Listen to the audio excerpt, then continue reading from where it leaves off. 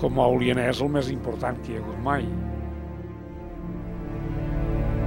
És un fill il·lustre d'Oliana. Que sembla ser que aquest Vilana era una mena de Kissinger català. Perquè entre tots anem descobrint una mica més la història d'aquest poble. Que ha marcat, i podia haver marcat més la història d'aquest país.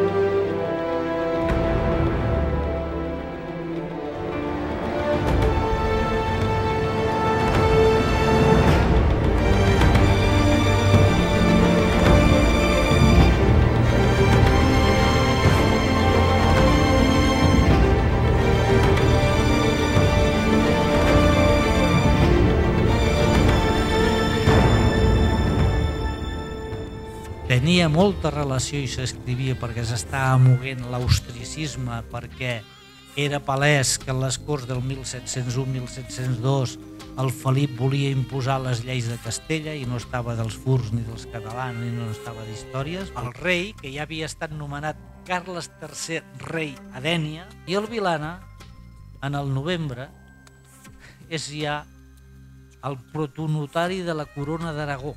Va ser el principal capitosta perquè a sobre, com que era notari real, ho havia de ratificar. Inglaterra ens traeix, els holandesos encara ens van a favor, el rei de Dinamarca ens va a favor. Tot això el Vilana ho sabia, però encara estava aquí, encara no podia fer res.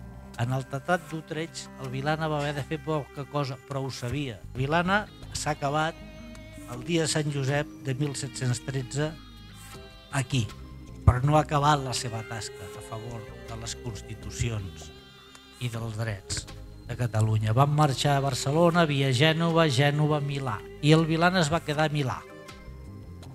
Però es va quedar a Milà poc temps. Ja l'emperador va veure que el millor home que hi havia en el seu imperi era el Vilana Peu. Una conferència molt ben documentada, molt ben treballada, amb detalls, amb tota mena de documentació digna i d'estar avui aquí al seu poble. Això no és una conferència, aquí ha presentat una sèrie de material que ha quedat espaterrat, la quantitat de coses interessantíssimes que ha trobat. Ara, clar, la feina d'un historiador no és només trobar coses, sinó que ara ve la feina dura, que serà d'elaborar tota aquesta documentació que ha aconseguit.